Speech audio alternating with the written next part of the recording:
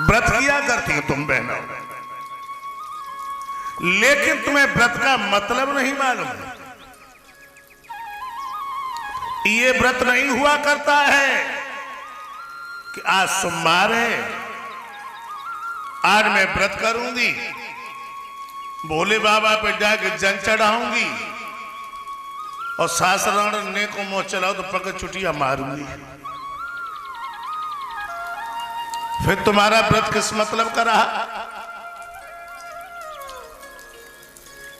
आज शुक्रवार है,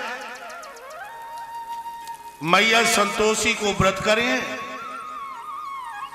मंदिर में जाकर अगरबत्ती चढ़ाइए और जिठानी राण ने को मुंह चलाओ तो पकड़ छुट्टियां मारे। फिर तुम्हारा किस मतलब का रहा ये व्रत? बहनाओ, व्रत करो कि मैं सास को अपनी मां से बढ़कर के मानूंगी, ननद को अपनी छोटी बहन कर करके मानूंगी, सास ससुर का बड़ा आदर सत्कार करूंगी,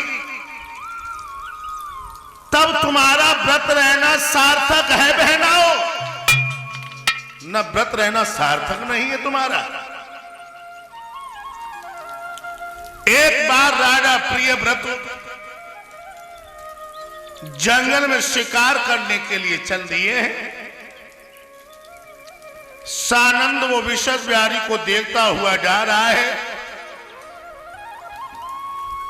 घोड़ा की अखियां आलिंगन क्यारी क्यारी करती जा रही हैं और जरा भी पत्ता खटक जाता तो ये मालूम पड़ता मानो शिकार आ गया। लेकिन भक्तों, राजा प्रियव्रत को शिकार तो नहीं मिली, एक दूसरी शिकार मिल गई। कौन? कि एक हिरण एक हिरणी हरी हरी दूब को चुंग रहे हैं। राजा प्रियव्रत ने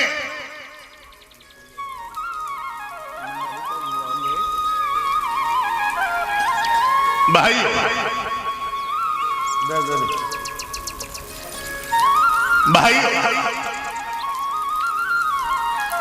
राजा प्रियव्रत जैसे ही आगे बढ़े, शिकार तो नहीं मिली, एक दूसरी शिकार मिल गई कि एक हिरण एक हिरनी हरी हरी दूब को चुंग रहे हैं। राजा प्रियव्रत ने तर्क से बाण निकाला और धर के धनुष पे चढ़ा लिया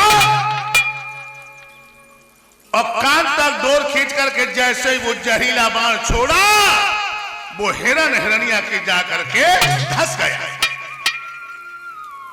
और एक ही बाण में दोनों जीव नथ गए।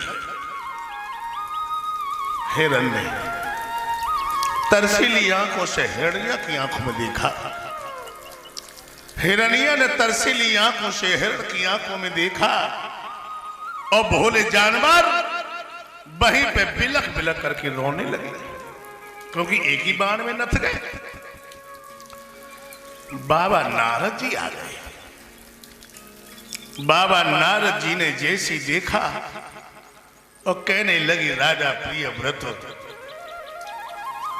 ये तो मैं मानूंगा कि राजा को शिकार करना सुहाता है, ये तो मैं मानूंगा, लेकिन ये कोई शास्त्र नहीं बताता कि जोड़े पे बाण चला देना है। ओरे मूर्ख राजा, तू जानता कि मैं कभी मरूंगा नहीं, तू जानता है कि मैं मरूंगा नहीं। और अवधेश जी, पाप वही लोग किया करते हैं जो जानते कि मैं कभी मरूंगा नहीं।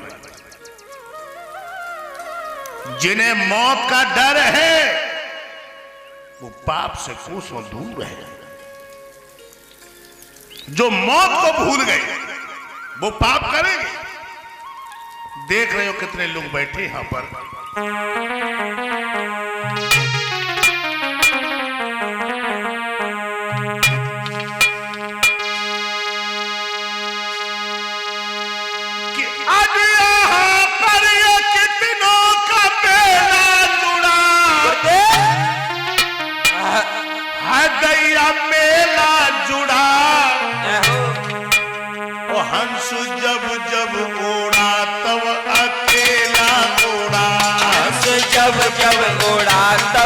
अकेला उड़ा, हंस जब जब उड़ा तब अकेला उड़ा। देख रहे हो कितने लोग बैठे भैया। आज यहाँ पर ये कितनों का मेला जुड़ा, प्यारे दैया मेला जुड़ा, हंस जब जब उड़ा तब अकेला उड़ा। हंस जब जब ओढ़ा तब अकेला ओढ़ा, हंस जब जब ओढ़ा तब अकेला ओढ़ा।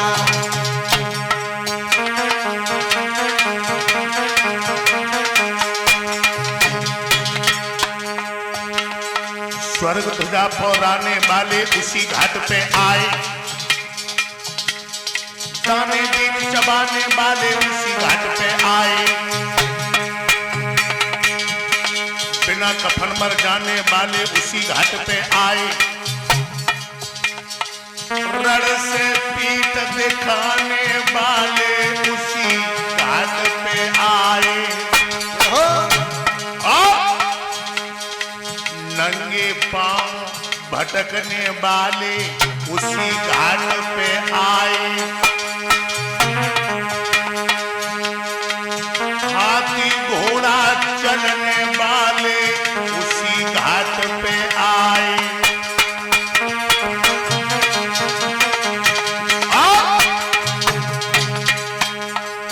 नाती बेटा घर पुनवा के कितना ही कर पाए,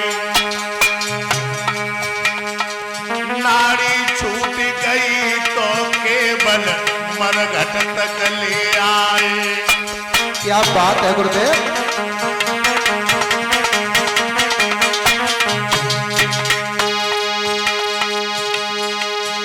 लखपति के संग अधेरा जुड़ा, अधेरा जुड़ा, हंस जब जब उड़ा तब अकेला उड़ा। हंस जब जब ओढ़ा तब अकेला ओढ़ा, हंस जब जब ओढ़ा तब अकेला ओढ़ा।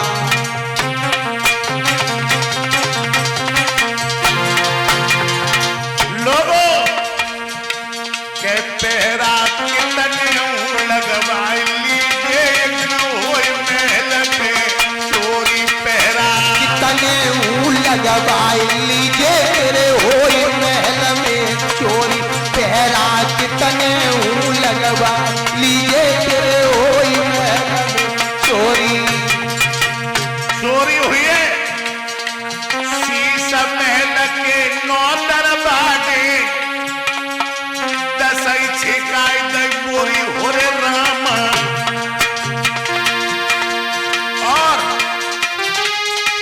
पहरे वाले सबई खड़े रहे, हमसे चलो लो चोरी पहरा। कितने लग पाली के न होई महल में चोरी पहरा। कितने लगवाई लीजिए तेरे होए महल में चोरी पहरा, कितने लगवाए लीजिए तेरे होए महल में चोरी। शीश पकड़ जकी मैया रोवे, बोझा पकड़ के भैया हो रे राम। ये हो पैर पकड़ जकी तिरिया रोवे, बिखर गई मेरी जोड़ी पहरा। कितने लग पाली के न होई महल में चोरी पहरा।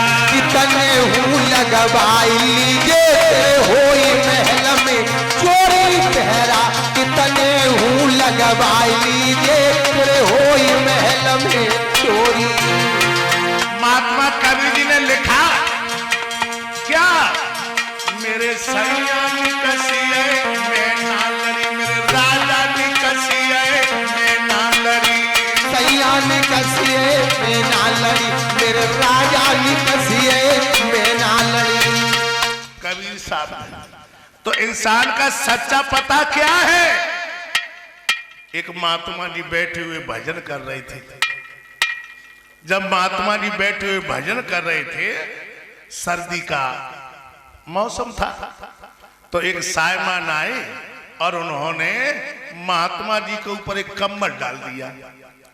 जब कम्बल डाल दिया तब तक कोई नीच और लफंगा चलो आओ, बारह कम्बल में झटका मारो और लेकर भाग खड़ो हो।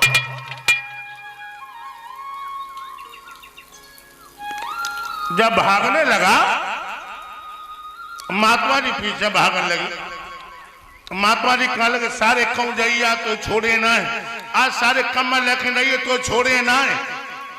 अब वो तो अपने घर में घुस गए और महात्मा जी जाकर के मरघट में बैठ गए।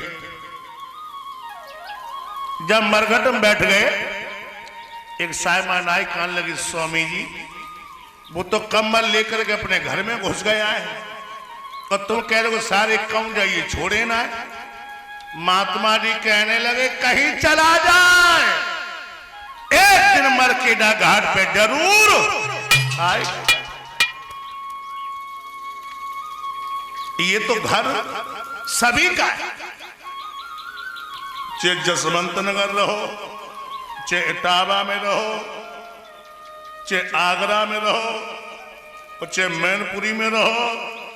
अब देव जी एक दिन बाघाट पे सब पहुंचे,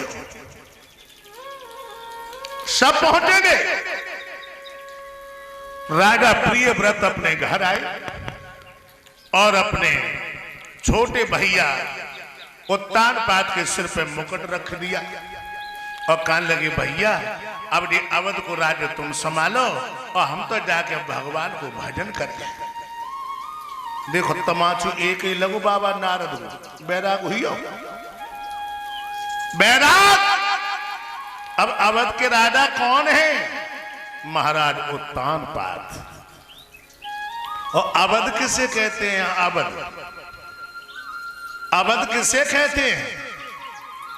अवध बनाओ चाहो तो तुम्हारा गांव तुम्हारा क्षेत्र ही बन सकता है। आ माने नहीं, जहां पर किसी का कभी वध ना हुआ हो उसी को अवध कहते हैं। दिमाग रखना। महाराज उत्तानपाद, और उत्तानपाद कौन होता है? उत्तानपाद हर जीव होता है। और कब होता है? जब मां के उदर में उल्टा लटकाव होता है हर जीव उत्तानपाद होता है। और हर जीव के दो पत्नियां होती हैं, एक नीत और एक अनीत, एक सुनीति और एक सुरुचि। महाराज उत्तानपाद बहुत ही आदर्श राजा और इनकी प्राण प्यारी को नाम है सुनीति।